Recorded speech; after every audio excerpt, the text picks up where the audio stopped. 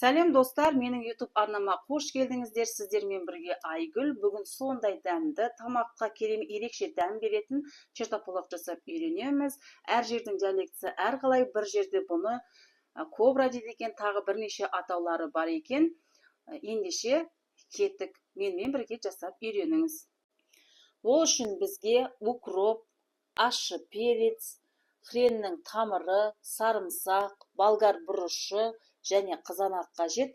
Барлығын тазалап, дәндерінен ажыратып, барлығын турап алдым. Енді ет тартқыштың көзінен өткіземін.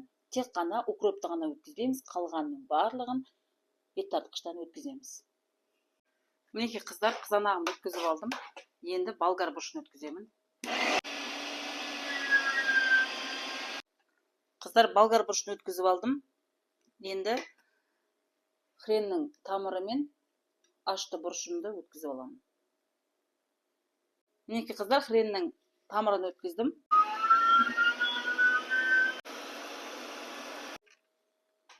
Келесі кезекте бір кердеңдесе сарымсағымды өткіземін.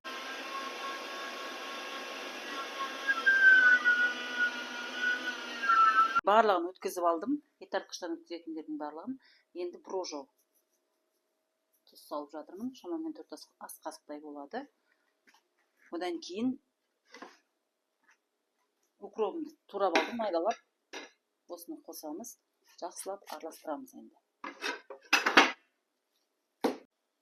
Мінекей қыздар, біздің чертополохымыз дайын. Сіздер жақта қалай атайтынын комментарийға жаза кетіңіз. Енді тұзы бәрі бір-біріне сіңу үшін 24 сағатқа бетін жауып қалдырамыз. 24 сағаттан кейін таза баклажкалерге құйып, мұздатқышқа тастаймыз.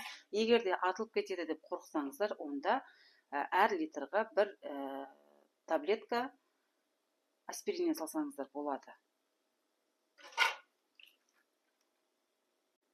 Қыздар, мінекей бір күн өтті. Бір күн өткеннен кейін баклажкалерді жуып тазалап, кептіріп, чертополохымның бәрін құйып алдым.